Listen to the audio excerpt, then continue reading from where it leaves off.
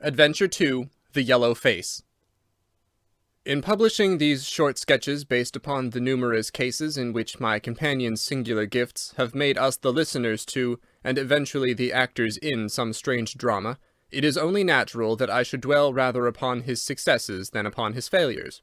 And this not so much for the sake of his reputation, for indeed it was when he was at his wit's end that his energy and his versatility were most admirable, but because where he failed it happened too often that no one else succeeded, and that the tale was left forever without a conclusion. Now and again, however, it chanced that even when he erred, the truth was still discovered. I have noted of some half-dozen cases of the kind.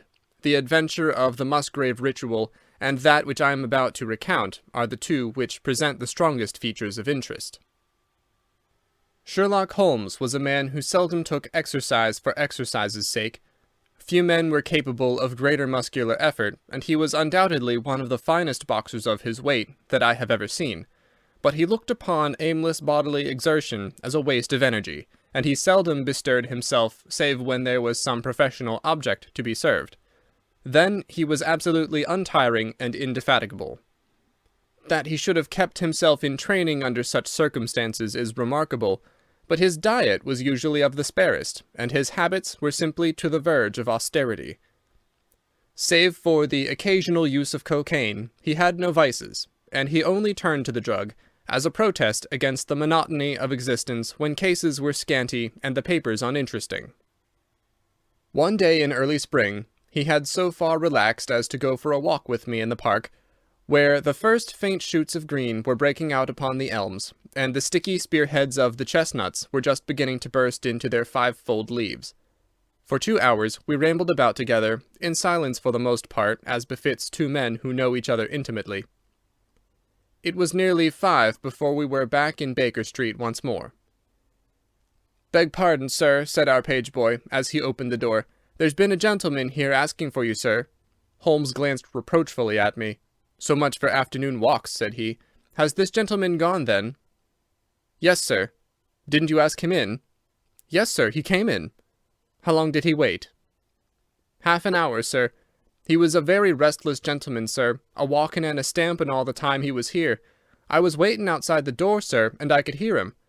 At last he outs into the passage, and he cries, 'Is that man never going to come?'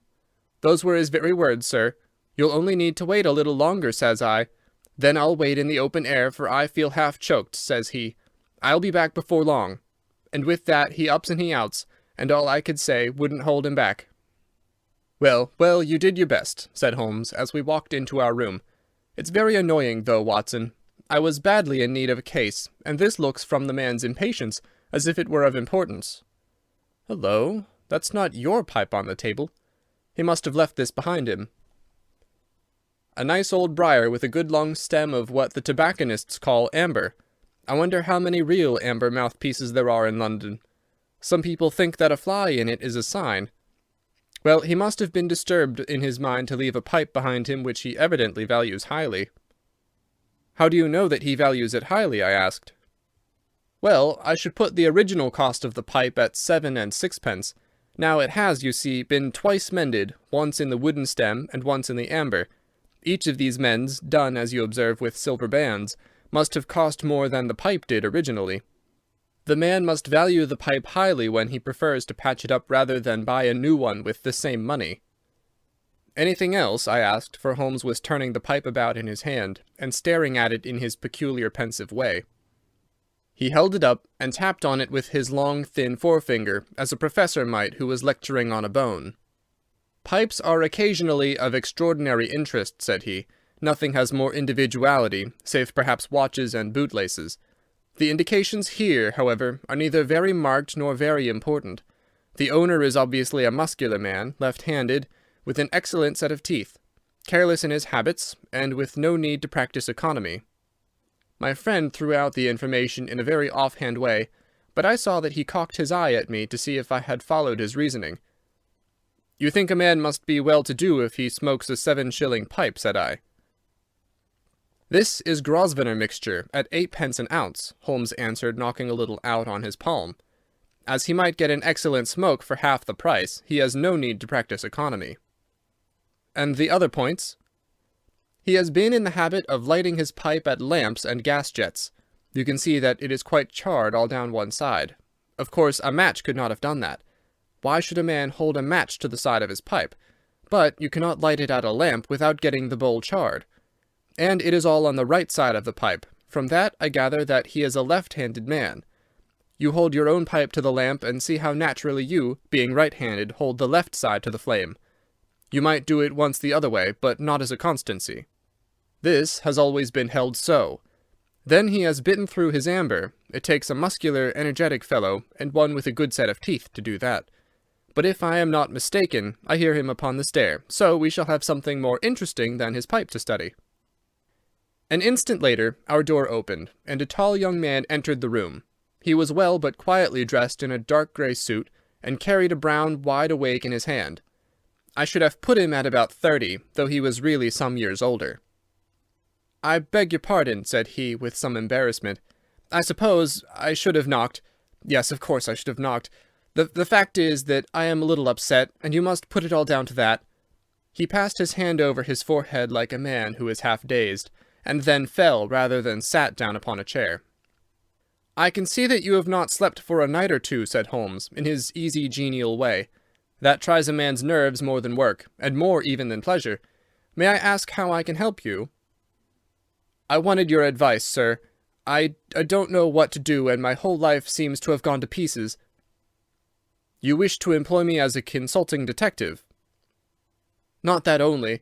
I want your opinion, as a judicious man, and as a man of the world. I want to know what I ought to do next. I hope to God you'll be able to tell me." He spoke in little, sharp, jerky outbursts, and it seemed to me that to speak at all was very painful to him, and that his will all through was overriding his inclinations. "It's a very delicate thing," said he. "One does not like to speak of one's domestic affairs to strangers. It seems dreadful to discuss the conduct of one's wife with two men whom I've never seen before.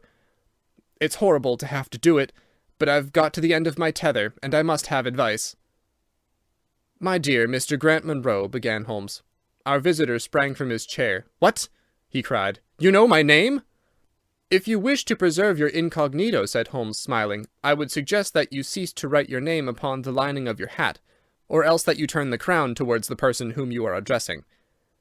I was about to say that my friend and I have listened to a good many strange secrets in this room, and that we have had the good fortune to bring peace to many troubled souls. I trust that we may do as much for you. Might I beg you, as time may prove to be of importance, to furnish me with the facts of your case without further delay?" Our visitor again passed his hand over his forehead, as if he found it bitterly hard. From every gesture and expression, I could see that he was a reserved, self-contained man, with a dash of pride in his nature, more likely to hide his wounds than to expose them. Then suddenly, with a fierce gesture of his closed hand, like one who throws reserve to the winds, he began. "The facts are these, Mr. Holmes," said he. "I am a married man, and have been so for 3 years. During that time, my wife and I have loved each other as fondly and lived as happily as any two that ever were joined. We have not had a difference, not one, in thought or word or deed. And now, since last Monday, there has suddenly sprung up a barrier between us, and I find that there is something in her life and in her thought of which I know as little as if she were the woman who brushes by me in the street. We are estranged, and I want to know why. Now, there is one thing that I want to impress upon you before I go any further, Mr. Holmes. Effie loves me. Don't let there be any mistake about that. She loves me with her whole heart and soul, and never more than now. I know it. I feel it. I don't want to argue about that. A man can tell easily enough when a woman loves him, but there's this secret between us, and we can never be the same until it is cleared." "Kindly let me have the facts, Mr. Munro," said Holmes with some impatience. "I'll tell you what I know about Effie's history. She was a widow when I met her first, though quite young, only 25. Her name then was Mrs. Hebron. She went out to America when she was young, and lived in the town of Atlanta, where she married this Hebron, who was a lawyer with a good practice. They had one child, but the yellow fever broke out badly in the place, and both husband and child died of it. I have seen his death certificate. This sickened her of America, and she came back to live with a maiden aunt at Pinner in Middlesex. I may mention that her husband had left her comfortably off, and that she had a capital of about £4,500, which had been so well invested by him that it returned an average of 7%. She had only been 6 months at Pinner when I met her. We fell in love with each other, and we married a few weeks afterwards. I am a hop merchant myself, and as I have an income of 700 or 800, we found ourselves comfortably off, and took a nice £80 a year villa at Norbury. Our little place was very countrified, considering that it is so close to town. We had an inn, and 2 houses a little above us, and a single cottage at the other side of the field which faces us, and except those there were no houses until you got half-way to the station. My business took me into town at certain seasons, but in summer I had less to do, and then in our country home my wife and I were just as happy as could be wished. I tell you that there never was a shadow between us until this accursed affair began. There's one thing I ought to tell you before I go further. When we married, my wife made over all her property to me, rather against my will, for I saw how awkward it would be if my business affairs went wrong. However, she would have it so, and it was done. Well, about 6 weeks ago she came to me. "Jack," said she, "when you took my money, you said that if ever I wanted any I was to ask you for it." "Certainly," said I, "it's all your own." "Well," said she, "I want £100. I was a bit staggered at this, for I had imagined it was simply a new dress or something of the kind that she was after. "What on earth for?" I asked. "Oh," said she in her playful way, "you said that you were only my banker, and bankers never ask questions, you know." "If you really mean it, of course, you shall have the money," said I. "Oh, yes, I really mean it." "And you won't tell me what you want it for?" "Some day, perhaps, but not just at present, Jack." So I had to be content with that, though it was the first time that there had ever been any secret between us. I gave her a cheque, and I never thought any more of the matter. It may have nothing to do with what came afterwards, but I thought it only right to mention it. Well, I told you just now that there is a cottage not far from our house. There is just a field between us, but to reach it you have to go along the road, and then turn down a lane. Just beyond it is a nice little grove of Scotch firs, and I used to be very fond of strolling down there, for trees are always a neighbourly kind of things. The cottage had been standing empty this 8 months, and it was a pity, for it was a pretty 2-storied place, with an old-fashioned porch and honeysuckle about it. I have stood many a time, and thought what a neat little homestead it would make. Well, last Monday evening I was taking a stroll down that way, when I met an empty van coming up the lane, and saw a pile of carpets and things lying about on the grass plot beside the porch. It was clear that the cottage had at last been let. I walked past it and wondered what sort of folk they were who had come to live so near us. And as I looked I suddenly became aware that a face was watching me out of one of the upper windows. I don't know what it was about that face, Mr. Holmes, but it seemed to send a chill right down my back. It was some little way off, so that I could not make out the features, but there was something unnatural and inhuman about the face. That was the impression that I had, and I moved quickly forwards to get a nearer view of the person who was watching me. But as I did so, the face suddenly disappeared. So suddenly that it seemed to have been plucked away into the darkness of the room. I stood for 5 minutes thinking the business over, and trying to analyze my impressions. I could not tell if the face were that of a man or a woman. It had been too far from me for that. But its colour was what had impressed me most. It was of a livid, chalky white, and with something set and rigid about it which was shockingly unnatural. So disturbed was I, that I determined to see a little more of the new inmates of the cottage. I approached and knocked at the door, which was instantly opened by a tall, gaunt woman with a harsh, forbidding face. "What may you be wantin'?" she asked in a northern accent. "I am your neighbour over yonder," said I, nodding towards my house. "I see that you have only just moved in, so I thought that if I could be of any help to you in any—" "I will just ask ye when we want ye," said she, and shut the door in my face. Annoyed at the churlish rebuff, I turned my back and walked home. All evening, though I tried to think of other things, my mind would still turn to the apparition at the window and the rudeness of the woman. I determined to say nothing about the former to my wife, for she is a nervous, highly strung woman, and I had no wish that she would share the unpleasant impression which had been produced upon myself. I remarked to her, however, before I fell asleep, that the cottage was now occupied, to which she returned no reply. I am usually an extremely sound sleeper, It has been a standing jest in the family that nothing could ever wake me during the night, and yet somehow on that particular night, whether it may have been the slight excitement produced by my little adventure or not, I know not, but I slept much more lightly than usual. Half in my dreams I was dimly conscious that something was going on in the room, and gradually became aware that my wife had dressed herself and was slipping on her mantle and her bonnet. My lips were parted to murmur out some sleepy words of surprise or remonstrance at this untimely preparation, when suddenly my half-opened eyes fell upon her face, illuminated by the candlelight, and astonishment held me dumb. She wore an expression such as I have never seen before, such as I should have thought her incapable of assuming. She was deadly pale and breathing fast, glancing furtively towards the bed as she fastened her mantle, to see if she had disturbed me. Then, thinking that I was still asleep, she slipped noiselessly from the room, and an instant later I heard a sharp creaking which could only come from the hinges of the front door. I sat up in bed, and rapped my knuckles against the rail to make certain that I was truly awake. Then I took my watch from under the pillow. It was 3 a.m. What on this earth could my wife be doing out on the country road at 3 a.m? I had sat for about 20 minutes turning the thing over in my mind, and trying to find some possible explanation. The more I thought, the more extraordinary and inexplicable did it appear. I was still puzzling over it when I heard the door gently close again, and her footsteps coming up the stairs. "Where in the world have you been, Effie?" I asked as she entered. She gave a violent start and a kind of gasping cry when I spoke, and that cry and start troubled me more than all the rest, for there was something indescribably guilty about them.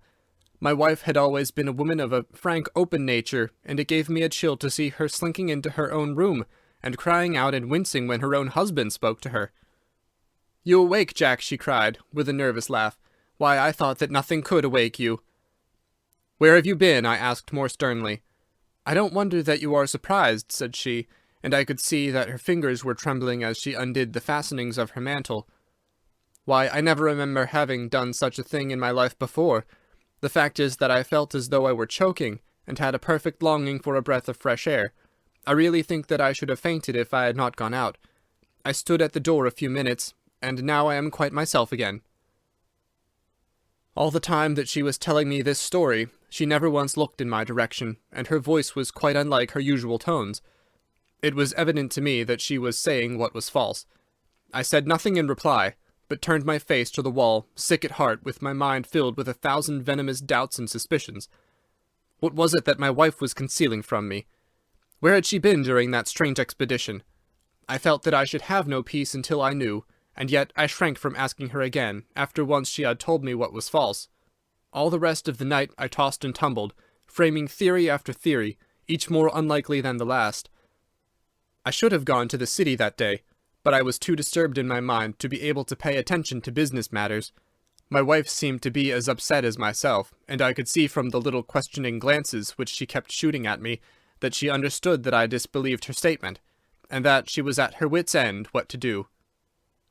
We hardly exchanged a word during breakfast, and immediately afterwards I went out for a walk, that I might think the matter out in the fresh morning air.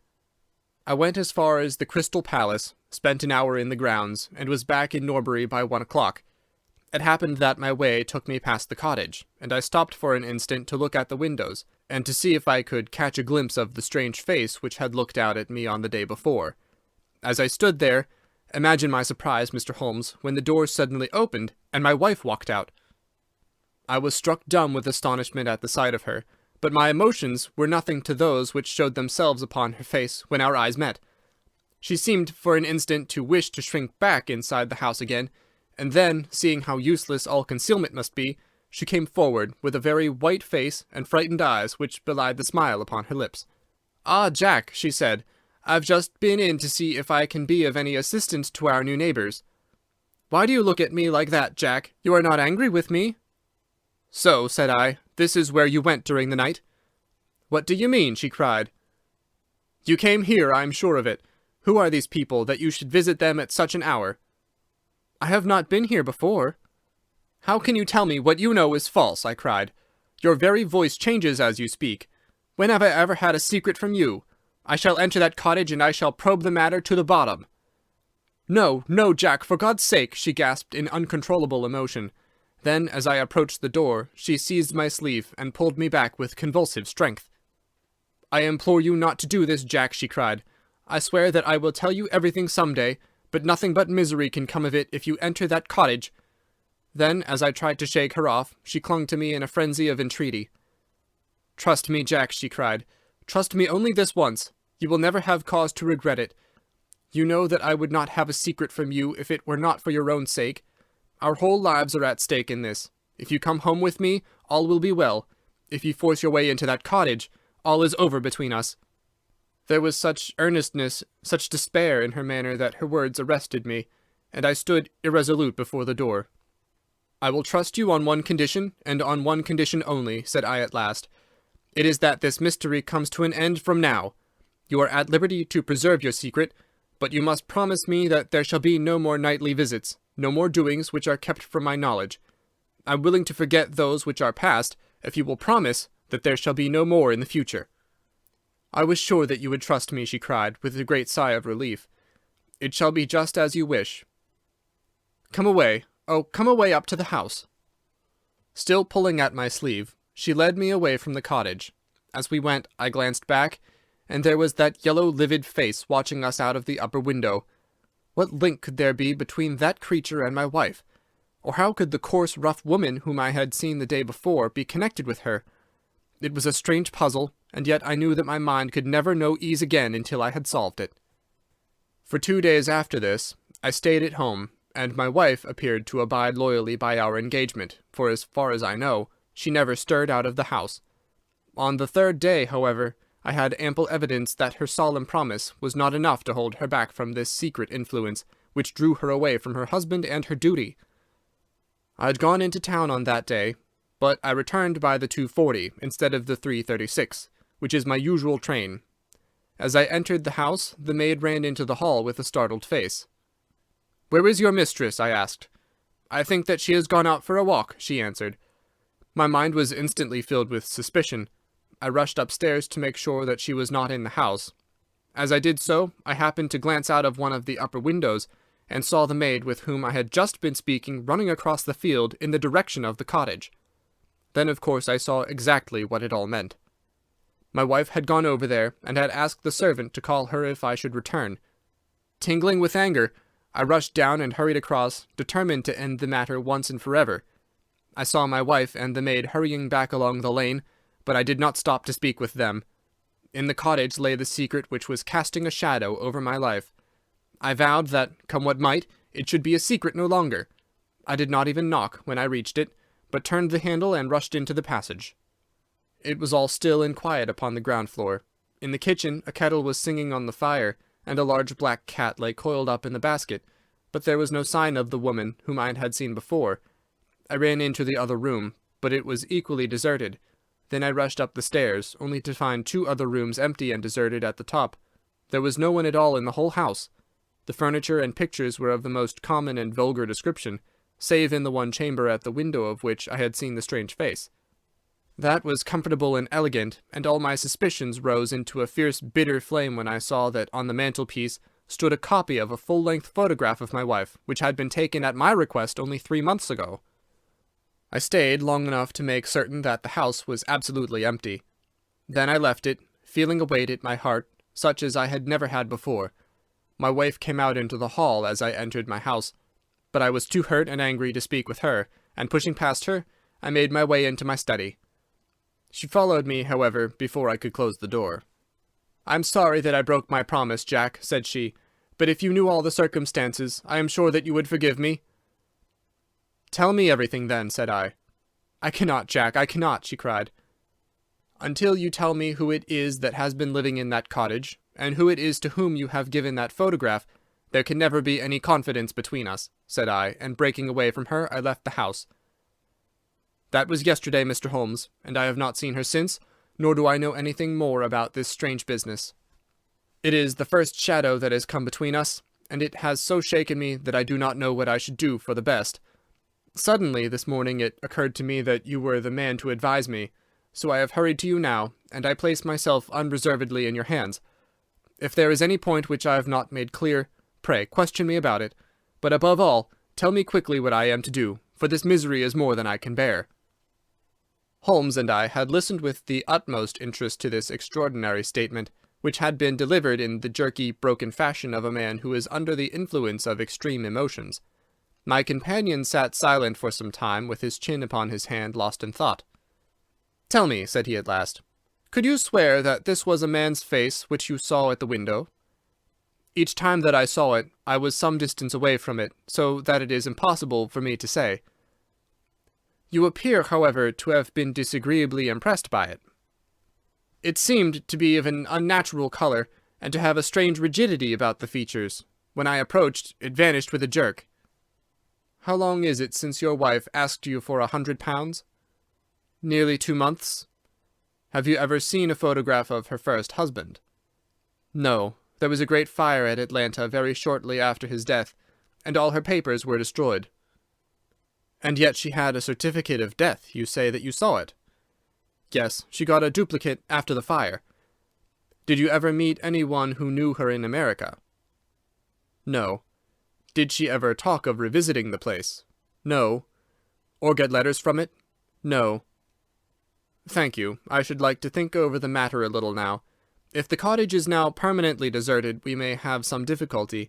If, on the other hand, as I fancy is more likely, the inmates were warned of your coming, and left before you entered yesterday, and they may be back now, and we should clear it all up easily. Let me advise you, then, to return to Norbury, and to examine the windows of the cottage again. If you have reason to believe that it is inhabited, do not force your way in, but send a wire to my friend and me. We shall be with you within an hour of receiving it, and we shall then very soon get to the bottom of the business." "And if it is still empty?" "In that case, I shall come out tomorrow and talk it over with you. Good-bye, and above all, do not fret until you know that you really have a cause for it." "I am afraid that this is a bad business, Watson," said my companion, as he returned after accompanying Mr. Grant Munro to the door. "What do you make of it?" "It had an ugly sound," I answered. "Yes, there's blackmail in it, or I am much mistaken." "And who is the blackmailer?" "Well, it must be the creature who lives in the only comfortable room in the place, and has her photograph above his fireplace. Upon my word, Watson, there is something very attractive about that livid face at the window, and I would not have missed the case for worlds." "You have a theory?" "Yes, a provisional one. But I shall be surprised if it does not turn out to be correct. This woman's first husband is in that cottage." "Why do you think so?" "How else can we explain her frenzied anxiety that her second one should not enter it?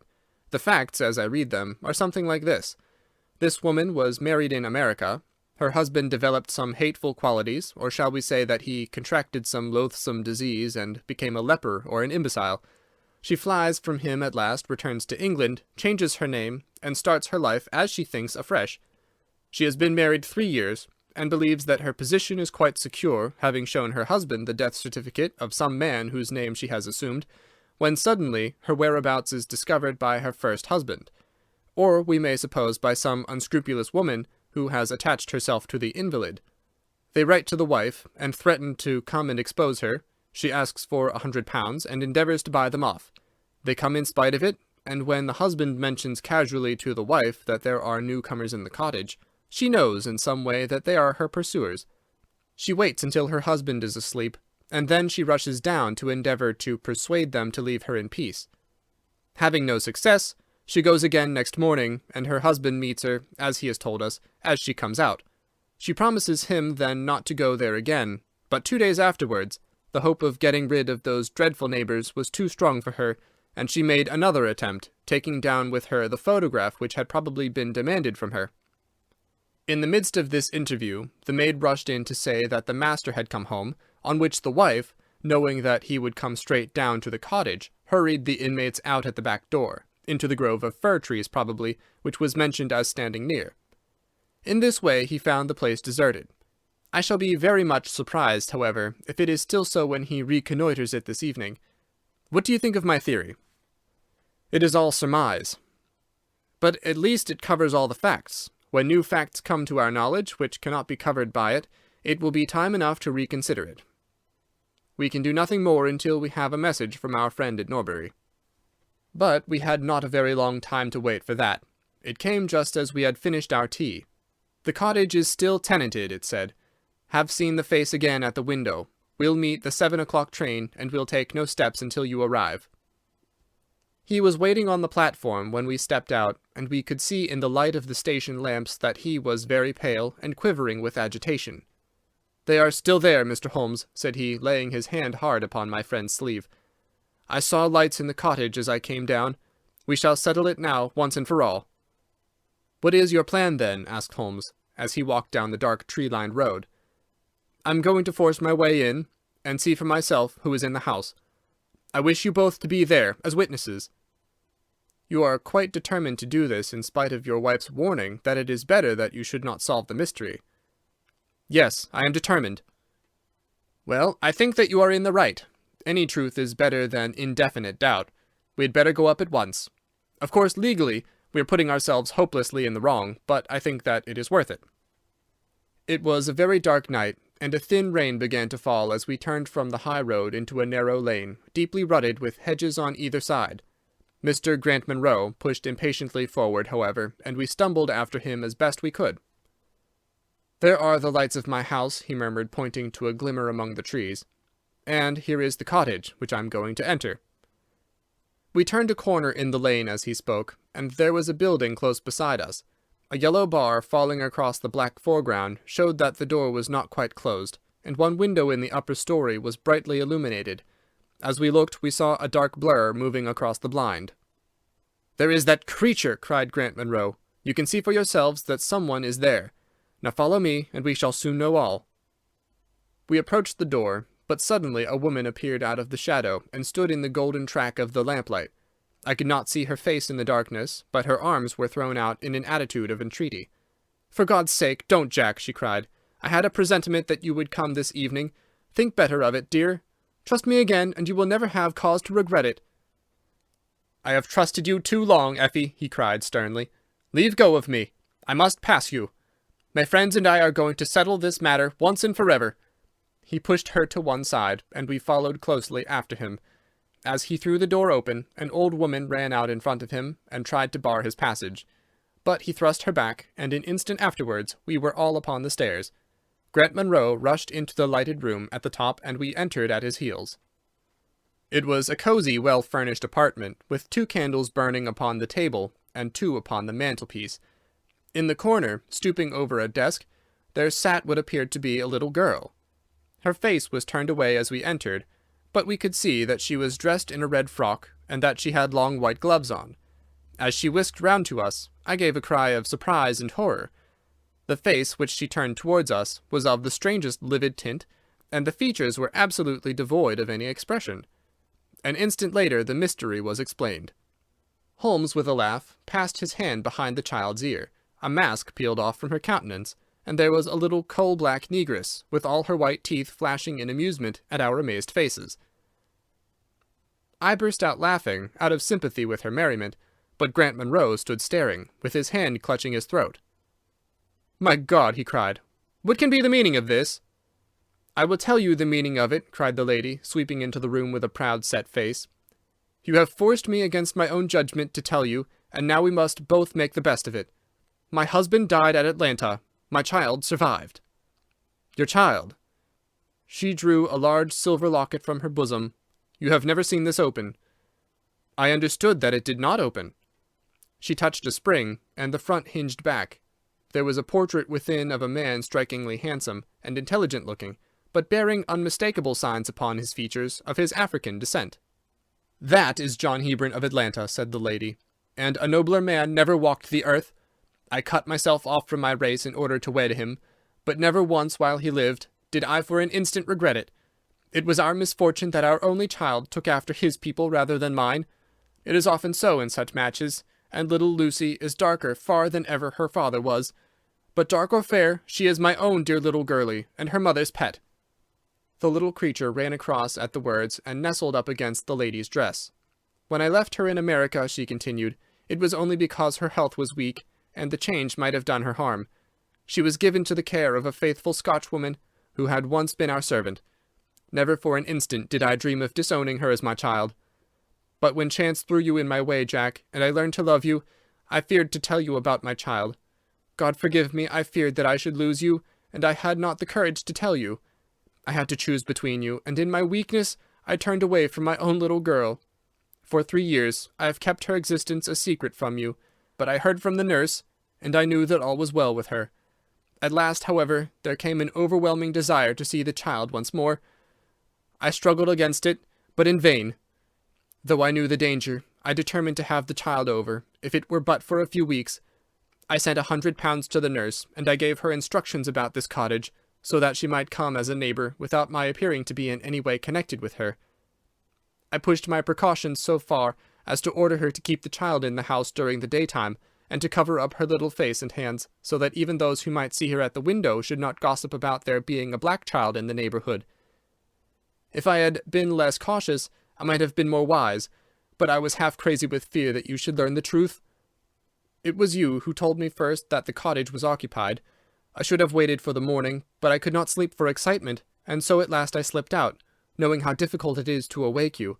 But you saw me go, and that was the beginning of my troubles. Next day you had my secret at your mercy, but you nobly refrained from pursuing your advantage.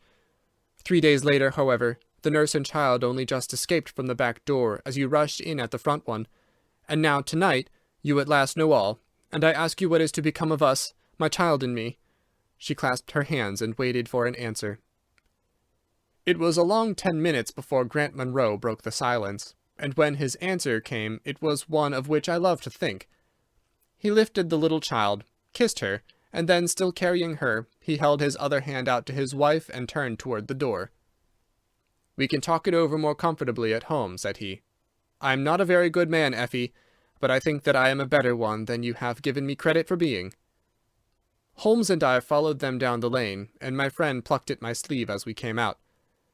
"I think," said he, "that we shall be of more use in London than in Norbury."